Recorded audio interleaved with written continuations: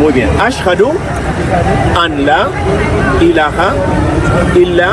آیا تاسو کله داسې یو منظر لیدلی دی چې یو انسان په ژوند کې په لومړي ځل د اذان आवाज واوري او د کلمې د ویلو سره سم په داسې عجیبه انداز کې سجدې ته لاړ شي چې د خوا او شا ولاړ خلکو د بدن ویښتان ودرېږي؟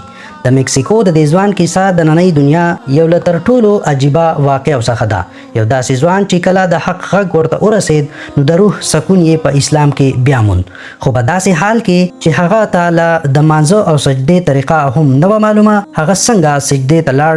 راځئ چې نن دا پوره واقعه وګورو. دوستانو، دا واقعه د برطانیې په یو مشهور ښار کې هغه وخت مخې ته راغله کله چې د IERA په نوم د اسلامي دعوت د یوې ادارې غړي په عامه کوڅه کې خلکو ته د اسلام دعوت ورکولو. په همدې وخت کې د دوی مخې ته یو میکسیکن ځوان راځي چې نوم یې انجل و. هغه د دې نه وړاندې د اسلام په اړه هیڅ هم نه و اورېدلی. د دعوت د ډلې غړو ورته په ډېر نرم او خوندور انداز کې د توحید، د ژوند د مقصد او د اسلام د حقیقت په اړه خبرې وکړي. انجل د هغوی خبرې په ډېر غور واورېدې او تر هغه ځای لاړ، خو د حق دا خبرې داسې وې چې د هغه په زړه کې یې کور وکړو. څو ورځې تېرې شوې خو د انجل له ذهنه د اسلام اصول او د زړه سکون هیر نشو. بالاخره هغه نور ځان کنټرول نه کړی شو او په همهغه کوڅه یې بیرته د دعوت د ډلې غړي ولټول او هغوی ته یې وویل زه غواړم چې مسلمان شم. نو هلته یې په ډېر اخلاص سره کلمه شهادت وویله او د اسلام په دایره کې داخل شو.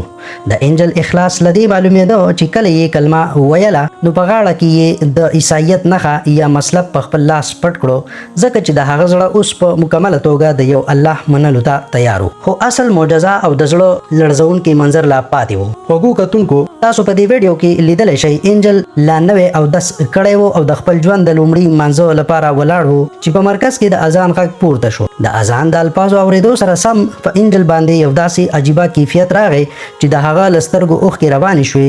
د هغه روح داسې ولړزېدو چې هغه سمدستي د الله په حضور کې په سجده پریوت او په زور زور یې وجړل، حالانکه دته چا د سجدې چل هم نه و ښودلی.